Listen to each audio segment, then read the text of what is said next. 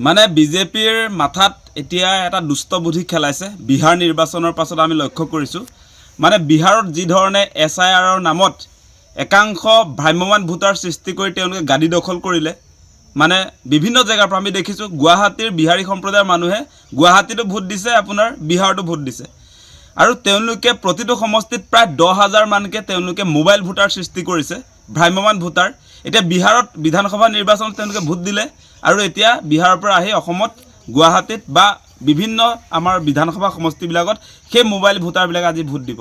তাৰপাছত আমাৰ অসমীয়া ৰাইজৰ যিবিলাক পচন্দৰ প্ৰাৰ্থী থাকিব তেওঁলোকক আমি অসমীয়া খিলঞ্জীয়া মানুহে ভোট দিলে আমি জিকাব নোৱাৰোঁ। 10,000 ভোটেই আপোনাৰ তেওঁলোকে যে এটা জেগাত দিব ন, ভোটটো দিব তেওঁলোকে বিজেপিক, মানে গোটেইটো বিজেপিয়ে তৈয়াৰ কৰা ভোটাৰ এইসকল। আৰু গুৱাহাটীৰ ক্ষেত্ৰত আপোনালোকে নিশ্চয় দেখা পাইছে, এতিয়া ভাড়াঘৰৰ মালিকে গম নাপায়। আপোনাৰ তেওঁলোকৰ ঘৰত যিবিলাকে ভাড়াত আছে, ভাড়াতীয়া মানুহে মালিকে গম নোপোৱাকৈ ভোটাধিকাৰ পাই গৈছে। এইটো কি হৈছে?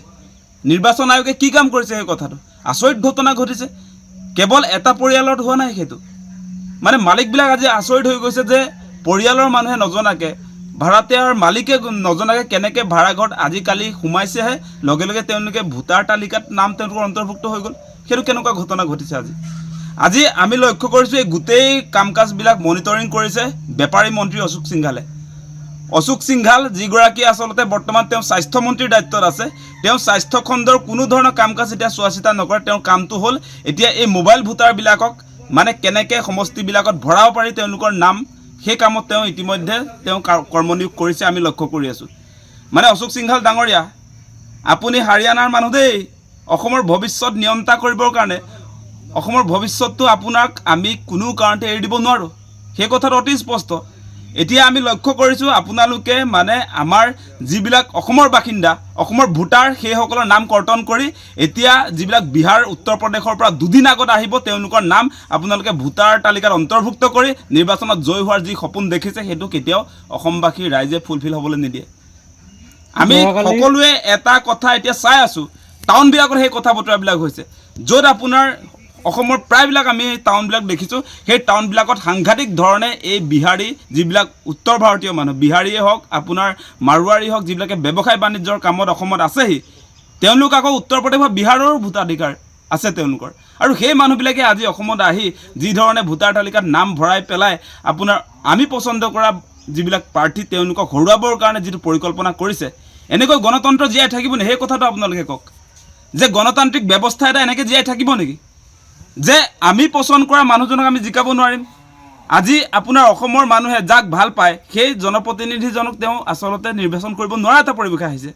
এতিয়া বেলেগে নিৰ্বাচন কৰিব মানে আমি জিকাব নোৱাৰোঁ। আমি ভোট দিলেও সেই 10,000 যে প্লাছ হৈ গ'ল এটা পক্ষক, গতিকে তেওঁলোকে আমাৰ অধিকাৰ খৰ্ব কৰিছেনে নাই? সেইটো গণতন্ত্ৰৰ প্ৰতি ভাবুকি হয়নে নহয়? গতিকে SRৰ নামত যি ধৰণৰ এটা পৰিৱেশ বৰ্তমান সময়ত বিজেপিয়ে কৰিছে সেইটো কোনো কাৰণতে আমি মানি নলওঁ, সেই কথাটো আমি স্পষ্ট কৰি দিছোঁ। আৰু আপোনালোকে নিশ্চয় দেখা পাইছে এতিয়া অচিনাকি মানুহ বুলি একাংশক যে দেখুৱাই আছে, সেই অচিনাকি বুলি আমাৰ অসমৰ মানুহৰ মন মগজু আমাৰ চকু তেওঁলোকে বেলেগ ফালে ঢাল খুৱাই এতিয়া ভিতৰি বেলেগ অংক কৰি আছে, ভিতৰি তেওঁলোকৰ বেলেগ অংক চলি আছে। অচিনাকি মোগল বুলি বেলেগ প্ৰচাৰ এটা কৰি আনফালেদি আপোনালোকে দেখিছে যে তেওঁলোকৰ যিবিলাক ভোট বেংক, সেই উত্তৰ প্ৰদেশ বিহাৰ যিবিলাক আচলতে এতিয়া আহিছে সেইবিলাকক লৈ তেওঁলোক পূৰা কামত ব্যস্ত হৈ গৈছে। ইতিমধ্যে আপোনালোকে দেখিছে বিধায়ক অখিল গগৈয়ে যিটো অভিযোগ উত্থাপন কৰিছে সেই বিষয়টোক তেওঁলোকে উত্তৰটো দিব পৰা নাই টু দ্য পইণ্ট। তেওঁলোকে এতিয়া দেখিছে নাই, মানে অখিল গগৈ ডাঙৰীয়াই যিটো প্ৰশ্ন উত্থাপন কৰিছে যে জুম মিটিঙত সেই কথাটো আলোচনা হৈছে যে 10,000কৈ প্ৰতিটো সমষ্টিত তেওঁলোকৰ মানে বিজেপিক ভোট নিদিয়া মানুহ চিনাক্ত কৰি নাম কৰ্তনৰ ব্যৱস্থাপনা কৰিছে। আৰু সেইটোক লৈ যেতিয়া প্ৰশ্ন উত্থাপন হৈছে সেই প্ৰশ্নটোৰ উত্তৰ তেওঁলোকে নিদিয়ে, তাৰ পৰা সকলো মন্ত্ৰী বিধায়ক পলাব খোজে। গতিকে সেই কথাতে প্ৰমাণ কৰিছে যে বিজেপিৰ এজেণ্ডাটো ধৰা পৰিছে, সেইকাৰণে তেওঁলোকে তাৰ টু দ্য পইণ্ট এনচাৰ দিব পৰা নাই।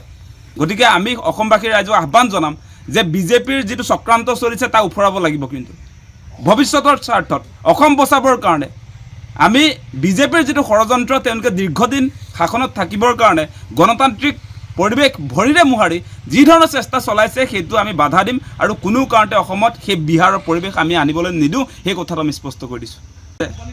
অলপ দিনৰ আগত এই বেপাৰী মন্ত্ৰীজনকে আচলতে গোটেই কামবিলাক কৰিবলৈ ডিলিমিটেশ্যন কৰিছিলে।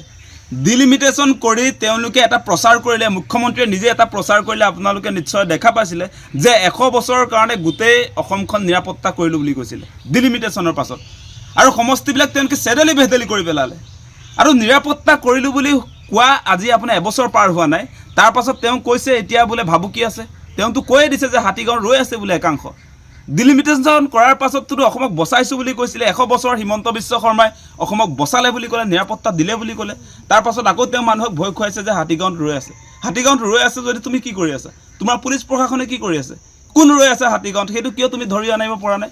যদি অসম বিৰোধী মানুহ শক্তি যদি তাত আছে, সেই মানুহক কৰায়ত্ব কৰি জেলত নভৰাই কিয় তুমি মানুহক কৈ আছা সেই হাতীগাঁৱত ৰৈ আছে বুলি কৈ এতিয়া মানে অসমৰ মানুহৰ ভোট আকৌ ল'ব খুজিছা? তাৰ পাছত এতিয়া তুমি পুনৰ মানুহক বিভ্ৰান্ত কৰি পেলাই এতিয়া অচিনাকি প্ৰসংগ আনি পুনৰ কোনবিলাক মানুহ তেওঁলোকে এতিয়া ভোটাধিকাৰ দিব খুজিছে?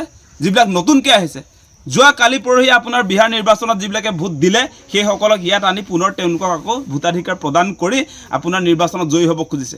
মানে নিৰ্বাচন আয়োগৰ কামটো কি হ'ব লাগে? নিৰ্বাচন আয়োগে কেনেকৈ এই কথা ক'ব পাৰে যে বিহাৰৰ পৰা বা উত্তৰ প্ৰদেশৰ পৰা বা ভাৰতৰ বিভিন্ন ৰাজ্যৰ পৰা যিবিলাকে আচলতে ইলেকশ্যনৰ দুদিন আগত, কেইদিনমানৰ আগত যদি আহি ইয়াত যদি নিৰ্বাচনত ভোট দিব খোজে তেতিয়াহ'লে ভোট দিব পাৰিব বুলি কেনেকৈ নিৰ্বাচন আয়োগে ক'ব পাৰে? মানে নিৰ্বাচন আয়োগ এতিয়া বিজেপিৰ হাতৰ পুতলা নেকি? মানে কি উদ্দেশ্যত তেওঁ সেই কথা ক'ব পাৰে? নিৰ্বাচন বিষয়াগৰাকীৰ কথা কৈছোঁ, যিগৰাকীয়ে আপোনাৰ গুৱাহাটীত প্ৰেছ কনফাৰেঞ্চ দিছে। তেওঁ আপোনাৰ প্ৰেছ কনফাৰেঞ্চ দি যিটো কথা ক'লে আপোনালোকে শুনি আচৰিত হ'ব। এইটো গণতন্ত্ৰৰ একেবাৰে ভাবুকিস্বৰূপ কথা কৈছে। গতিকে নিৰ্বাচন আয়োগে কোনো কাৰণতে এই মানে বিজেপিৰ পুতলা নিচিনাকৈ ভূমিকা পালন কৰা উচিত নহয়। তেওঁলোক এটা ইণ্ডিপেণ্ডেণ্ট বডি হিচাপে নিজৰ ক্ষমতা কেনেকৈ প্ৰয়োগ কৰিব লাগে সেইটো তেওঁলোকে বিধিগতভাৱে কৰিব লাগে। এনেকৈ বিজেপিৰ ডিক্টেশ্যনত নিৰ্বাচন আয়োগ এনেকৈ ব্যৱহাৰ হোৱাটো কোনো কাৰণতে গণতন্ত্ৰৰ প্ৰতি শুভ লক্ষণ নহয়, সেইটো ভাবুকি। গতিকে কোনো কাৰণতে এনেকৈ অবৈধ যিবিলাক ভোটাৰ তেওঁলোকে এতিয়া ভোটাৰ তালিকাত সন্নিৱিষ্ট কৰিব খুজিছে সেইটো আমি কোনো কাৰণতে গ্ৰহণ কৰিব নোৱাৰোঁ, আৰু অসমত সেই প্ৰেক্টিছ কৰিবলৈ নাহিব।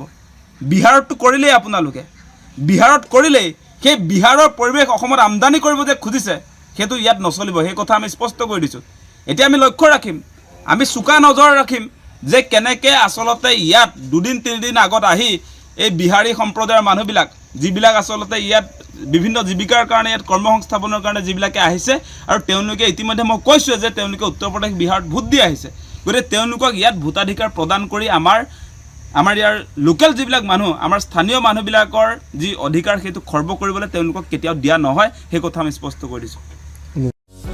যিকোনো খবৰৰ বাবে যোগাযোগ কৰক আমাৰ এই নম্বৰত 9181 307 2221।